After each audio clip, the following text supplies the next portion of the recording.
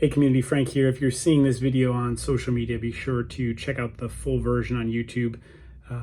Social media tends to cut the video off at a certain point. So I want to address a video by Matt Souza yesterday. Matt suggested that affiliates organizing was socialism, and that he insists that you can't have centralized power and have it belong to everybody. What we're proposing isn't socialism. It's nothing of the sort. It's basically what every corporation in America does, or I guess I should say every C Corp. You have shareholders. The gym owners would effectively be shareholders, one of many investors or owners, and then they elect a board of directors who make the decisions on behalf of the shareholders.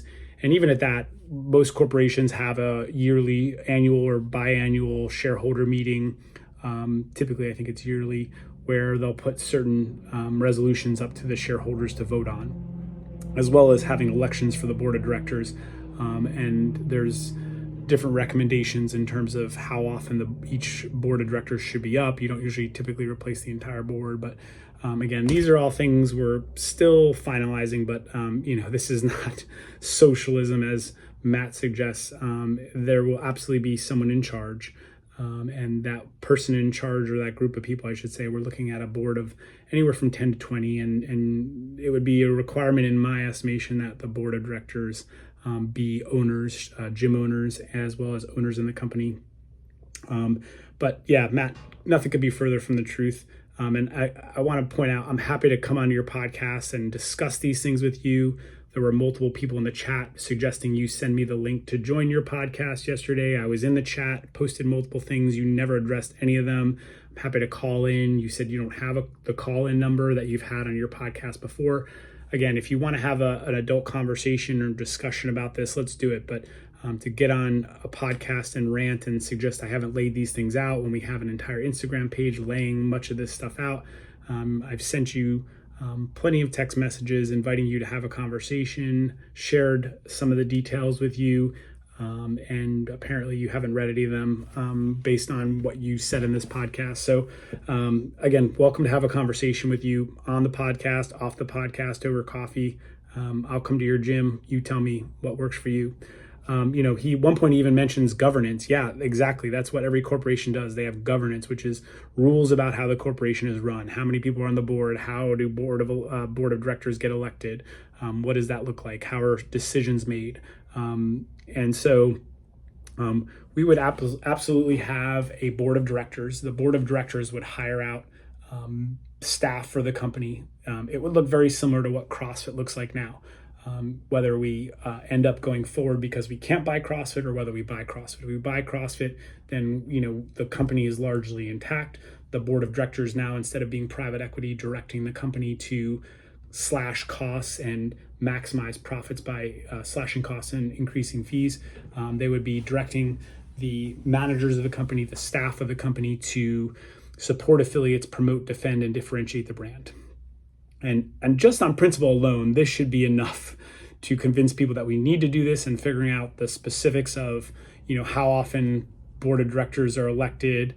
The governance side of things is nothing crazy. And now I guess you could, if you were a conspiracy theorist, assume that someone was trying to wrestle power and take over the board. Again, if there's things in place that where the board of directors are elected, every owner in the company has the opportunity to vote for a new board of directors. If you're not happy with how the board of directors are directing the company, you simply vote them out. And that alone, again, gives you control over who's directing the company. Are they doing a good job? Are they being good stewards of the brand? Are they helping out affiliates? Are they offering value for affiliate fees? And at one point, Matt suggests, what happens if affiliates stop paying their fees? Well, that's true now under CrossFit. The question becomes, what are the motivations of the board of directors and the owners, which under private equity or any private ownership, the motivation is going to be to increase profits and by slashing expenses and increasing fees, versus under affiliate ownership, the board of directors, are gym owners, so they want to promote the brand, but they're also subject to election. re-election or not getting re-elected, getting voted out by the shareholders who are the gym owners. So if gym owners don't think they're doing a good job, they're going to vote out the board of directors. Again, this isn't socialism. This is every corporation, every C corp in America that has shareholders. Again, where you go, how you get to socialism, I mean, I think your outfit in the video was probably very appropriate.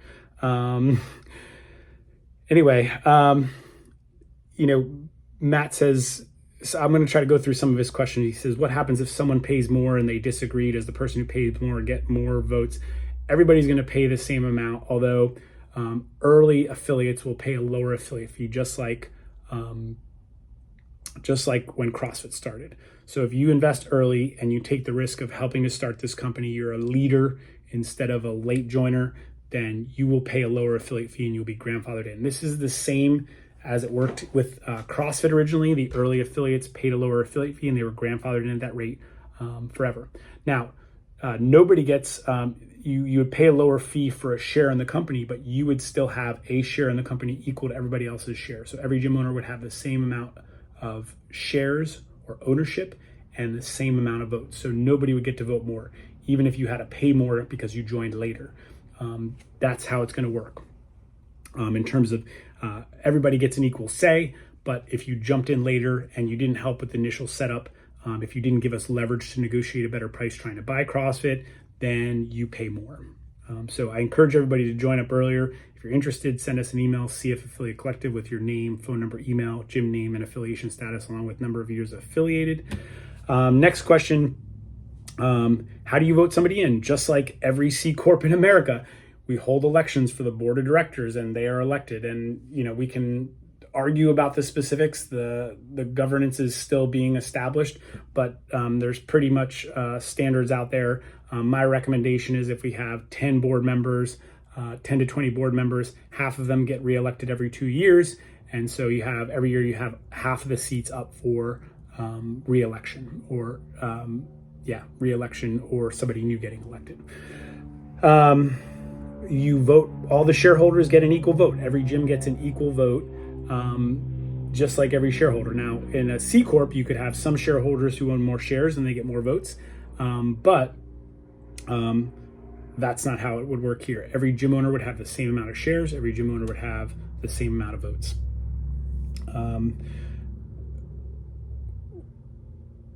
Let's see, who decides on how it is organized? Okay, well, the initial founders, so we're looking for founders, we're looking on finalizing the founders. We have a couple of original founders that put up the money first, are going to have a lower affiliation fee. They are going to be on the board. They'll be the initial board until we hold elections in a year or two.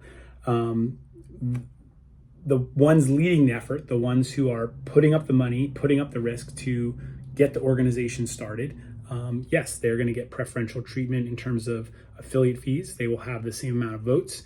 And again, any shareholder or gym can vote them out.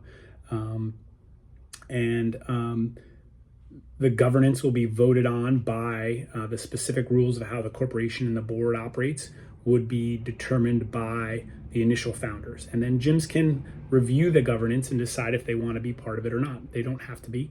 The founders will fund the company to start up, to do the formation of the company, to create the governance for the company, as well as establish the trademark for the new brand and the affiliation agreement. And then gyms can start to come on and use the new brand and affiliate with us, sign an affiliation agreement and pay those affiliate fees. And again, early affiliates at different stages will pay less if you join earlier and more if you join later. If we bought CrossFit, we would roll everybody's affiliate fees back to $3,000. Unless you're one of those early affiliates, again, then you would be grandfathered in. How is the money going to flow through? Well, initially we have hired a law firm, and this is how it works for most companies. In fact, when I started my gym, I paid a lawyer. They held the money in escrow. Part of it was their retainer. Once they set the company up, then we get an EIN, right? Once you have an EIN, I mean, again, this is like starting a company 101, but we get an EIN and then we can open a bank account and then we can start to have the funds put directly in the bank account and the lawyer transfers the money over from escrow. any money that's not part of his retainer. So who's going to fund it? The initial founders who put up money. I'm one of the initial founders. I put in $500. In fact, I was the first person to put in $500. And so we're bringing on other founders. It's a $500 that goes towards your first year of affiliation, and that will be your affiliation fee for each year going forward. After the initial founders, 10 to 20 will be the board of directors. After that, affiliates can come on board for $1,000 a year. How will we collect that money? Well, like I said, once we have the organization founded, we have an EIN, we can form a bank account, or we can set up a bank account, and then collecting payments. Every gym owner does this every month. I guess some may still use check in the drawer or cash, but my gym collects credit card payments every month. To collect a one-time payment and eventually set up a system that collects an annual or a monthly payment, not a big deal. To put a front end, I mean, shit, we can do it over Venmo if we really need to. But again, we collect the fees. As we collect the fees, we establish a budget through the board. The board would determine a budget. Board would approve all spending initially. Eventually, we get processes in place for approving funding. That would be done by the company managers as we hire those out. A CFO would be capable of approving funding. There would even be mechanisms in place to say that the CFO can't just, buy himself a house, right? This is, again, every corporation in America has this set up. We're not inventing something new here. It's not hard. It's not easy, I guess, but it's not hard. Millions of corporations have done it. You have staff, company managers in place, and there's processes and procedures. Any purchase above this dollar amount or outside the budget needs approval from higher up, and you have different levels based on the amount and so on and so forth. Again, while this stuff might not be written down on paper, it's nothing that is brand new. Every corporation in America does this, and this is effectively what we would do. We are actually, one maybe difference is that we are establishing a nonprofit initially. We are trademarking a brand for that nonprofit that affiliates can move on to. So if we collectively organize, let's say 5,000 affiliates that all are willing to move over to this new brand, we can go to CrossFit and say, hey, sell it to us for this amount. If you don't want to sell it, no problem. We have a new brand established.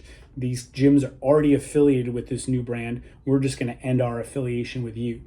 Now, if they say, okay, we give up, we can't afford to lose 5,000 affiliates and no one else wants to buy it if 5,000 affiliates are leaving and forming this new brand, then we just, the nonprofit owns the for-profit, and we collect the funds via the nonprofit to buy CrossFit. And then effectively the nonprofit owns CrossFit. Again, there's a whole bunch of legal things we can figure out from there. But again, the board of directors for the nonprofit would decide. We can convert the nonprofit into a for-profit. We could merge the two. Again, this doesn't have to all be figured out. And the suggestion that because it's not figured out, it's something we really need to kind of figure out as we go. The suggestion that it's not figured out doesn't mean it hasn't been considered. It doesn't mean that we need to know those things now. Let's see what's next. Raising the initial funds through a significant number of affiliates would be challenging. Not really. I mean, I don't know where you come up with this as an issue. You put a web front end on a payment collection service and you deposit the funds into the nonprofit's account. And I should say this, the nonprofit is what we were advised for by lawyers and accountants. And the reason for that is it gives us more flexibility in terms of raising funds. So if we wanted to raise funds from the whole community, not just gym owners, they could donate money and help us raise the money to buy CrossFit if that's something they wanted to do. But it also, the notion, one of the concepts that I suggested to them is that, we would likely never, because we raise the majority of our revenue through affiliate fees, we would likely never pay profits out, but we would just reduce the affiliate fees. So that was the initial suggestion. And the lawyers said, yeah, well, if we get to a point where we feel like we need to pay out profits, we would just convert the company, the organization, to a for-profit company. So again, all these things have been considered. Discussions have been happening for the last 12 to 18 months while Matt Souza and plenty of other people in the space continue to muddy the waters and distribute lack of information and not support this effort. Instead, continue to complain about private equity and offering no solution of their own. What's your solution, Matt? Just to let it continue to die? One point you suggest that under affiliate ownership it will just die, or we just de-affiliate, enough affiliates de-affiliate and it dies on its own. Well, there is a solution where it doesn't die, and that's under affiliate ownership. And so if you have a better solution, let's hear it. Otherwise, just get out of the way and let the people that want to save it do the work. So I hope you'll all join us and help us save CrossFit. If you are not a gym owner, feel free to reach out to any gym owners you know and make sure they know what's going on. I'm still running into occasionally gym owners who haven't heard. So please keep spreading the word. Ensuring consistent and timely payments would be difficult. Again, every gym owner does this maybe not every gym owner, but I have reoccurring payments on my members' accounts, and it charges their credit card every month.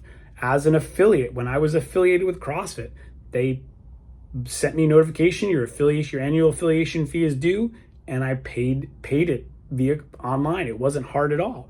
Yes, maybe there are probably like issues with certain people when you're talking about 10,000 affiliates. Maybe there are certain people where their credit card is expired and you have to have someone. Again, if we have 10,000 affiliates on board, we have, from affiliate fees, we have enough revenue to hire out staff. If we end up raising the funds to buy CrossFit, that staff already exists.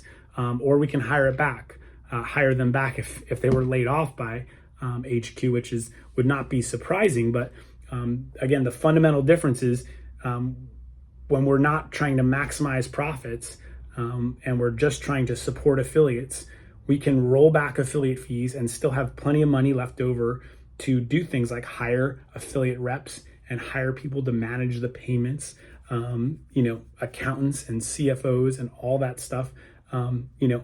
Again, I have a budget laid out of different phases of how many affiliates we bring on board, and that gives us this much revenue. And based on this much revenue, this is what I predict we're going to hire. And even some of that might change, and we might have to make adjustments on the fly in terms of maybe we need one less person in accounting, we need one more person in IT. Again, we build that out as we bring on affiliates. If we end up buying CrossFit, then you don't need to build that out, or you may need to build it back up because private equity, I think, has laid off the majority of the staff, but I'm sure they have some amount of staff still on board to do those type of things, and we don't have to hire new people on. I don't know. Again, we need to look at the people that they hired and see if they're the people we want running those positions. But again, I don't see that as a problem. What I see as a problem is private equity running the company to maximize profits. Budgeting and resource allocation. Yes, different affiliates may have disagreements with how the board allocates the funds. As you know, if you are a games athlete or a competitor, you may want more money allocated towards the games. If I've heard some affiliate owners say they want a Super Bowl commercial. Again, the board of directors may say, hey, let's try it. We may get a lot out of a Super Bowl commercial. I think probably before we spend that much money on the Super Bowl commercial, we would probably do some investigation work with the marketing team to say, like, are we going to get an ROI? Are we going to get people coming into gyms if we do a Super Bowl commercial? And see if it's worth the money we spend. I think if you have 30 million or more in affiliate fees, I don't think it's impossible to explore any option. And I think you do some level of investigation before you explore it. But again, there may be differences in agreement. One affiliate owner might think Super Bowl commercial. One affiliate owner might say, hey, that should go to prize money in the games and increasing production value of the games. Another affiliate owner might say, hey, we should spend all that money on a media team. I lean towards some of the media team. Again, everybody's going to have disagreements. Largely in talking with hundreds of affiliate owners, the hundreds of affiliate owners that I've talked to, there's a pretty much a consensus on a lot of things. And especially if you sit down and have a conversation with them and say, hey, listen, like, we can't spend all this money on the games. They might be pro games, pro spending money on the games, for spending money on the games. But if we spend all this money on the games, then X, Y, Z. And they go, yeah, you got a good point there. And, I think gym owners are largely in agreement. And fact is, when you're part of a larger organization, There may be some disagreement, but fact of the matter is that's part of being in a large organization. And there's nothing saying you can't take your affiliation, go home. Ultimately, my argument is if CrossFit's doing a good job, or the organization we form is doing a good job of promoting, defending, and differentiating the brand that we're going to associate with the methodology we use, that's going to drive people into gyms. And at one point, I think it was Matt Souza that even said this, was if gyms were so busy helping new customers and bringing new people into their gym, and their gyms were exploding at the seams, nobody's going to care what's going on at headquarters, because and largely that is, I think, well, I guess I won't say largely, but I think to some extent that depends on headquarters. I think part of why you pay an affiliation fee is because you want to be associated with a brand that people want to be a part of. And if people want to be a part of your brand, they're going to seek out services associated with that brand, which is your gym.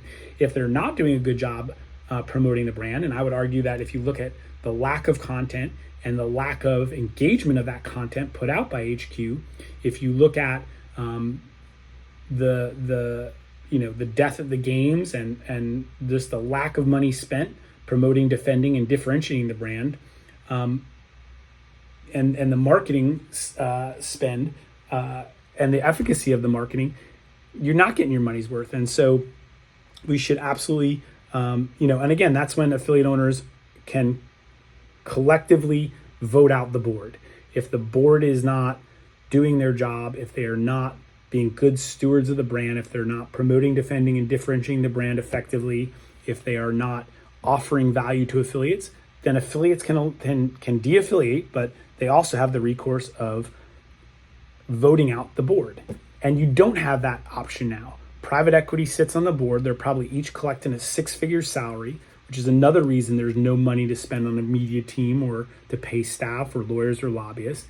Why they laid everybody off is because they are likely pulling funds out of the company as profits and paying themselves to sit on the board. So they're making out just fine. But yeah, the budget is largely going to be determined by the board and the CEO and the CFO, and they get together and they have board meetings. Part of that board meeting is laying out the board offering a vision, the CEO offering a plan to execute on that vision. I mean, again, this is how every corporation works, Matt. I don't know why you think it's so impossible or why you think it's socialism. It's just not. And again, games and sponsorship. If we buy CrossFit and we own the CrossFit Games, that infrastructure is already in place. If we don't buy CrossFit, we don't own the games, then it's not a problem, right? We don't have to worry about games organization budgeting. If we do buy it, the board and the CFO and the CEO review the budget. We certainly don't cut the budget, the safety budget of the games by 1/3 when it's in a new venue in Texas in August. But I can guarantee you that came down from private equity. They said, we're going to cut the entire games budget by 1/3.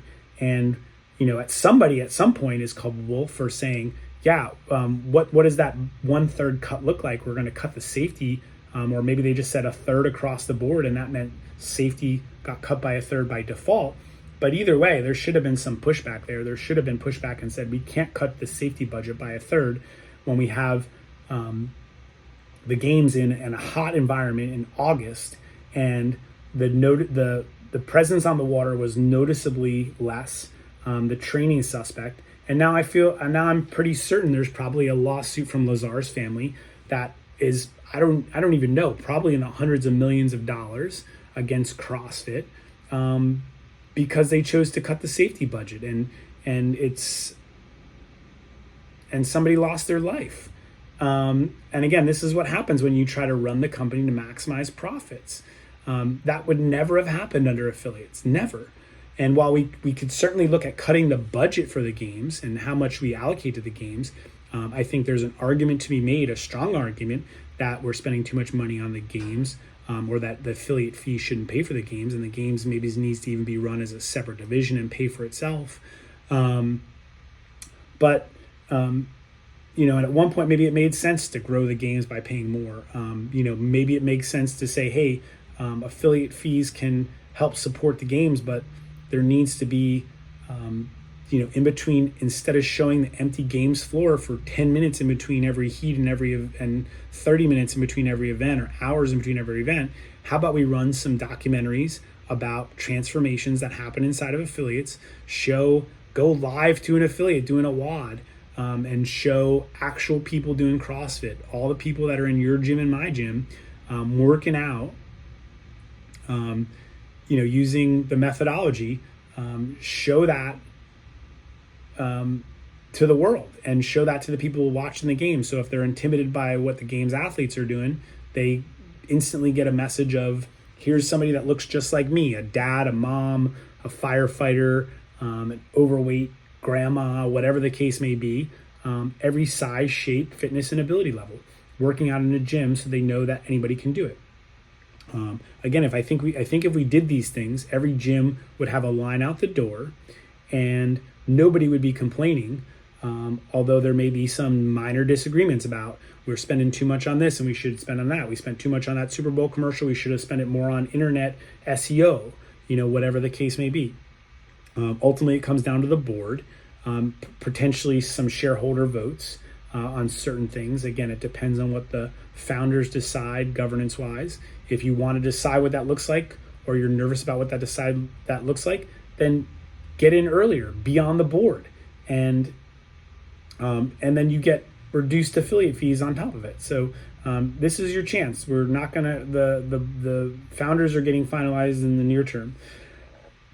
Who would acquire the legal costs to start it up? Again, the founders are each putting in $500, myself included. I was the first one to put up money for this, to start up the company and centralize money collection. Again, this is all going to be based on the money from the founders who will make up the initial board. If you want to be in on that decision, get in now.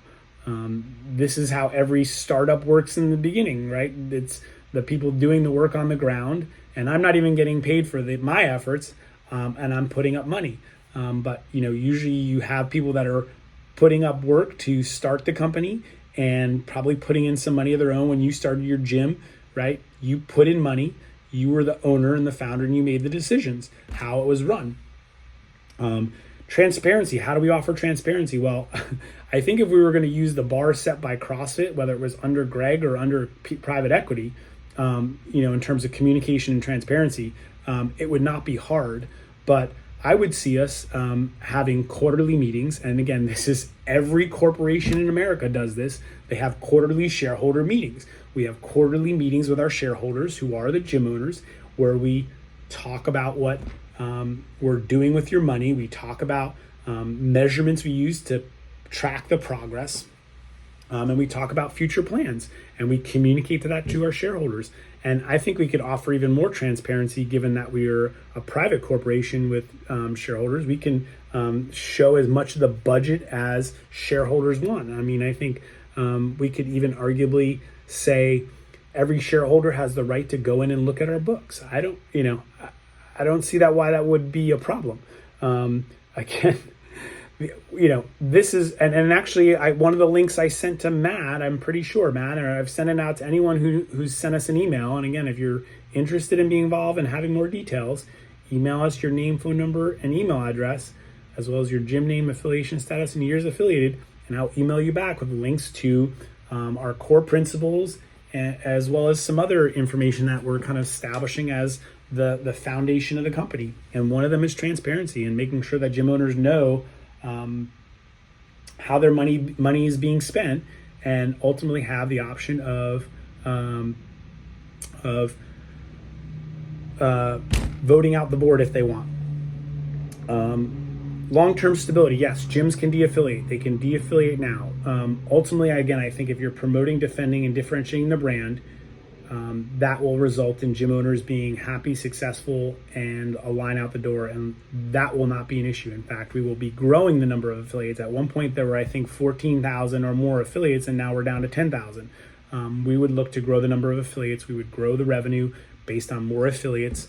And ultimately, I would like to see, if we are growing the number of affiliates to a point where we have more money than we know how to spend, we would look to reduce affiliate fees. So I hope that answers all of Matt's questions. Matt, if you have more questions, let's have a discussion. I'm happy to, again, to get on the phone with you. I'm happy to be a guest on your podcast. I'm happy to come to your gym. I think I'm only about 2 hours away from you. Happy to drive up there and do a workout and have a conversation. I'm even thinking about dropping by one day just to surprise you. So we'll see. Again, if you're interested in being a part of this, send us an email, cfaffiliatecollective@gmail.com. Send us your name, phone number, email address, number of years affiliated, and your current affiliation status. We'll send you more details. Let's get together and save CrossFit. Matt, hope you reach out and we'll have a conversation. Thanks for your time.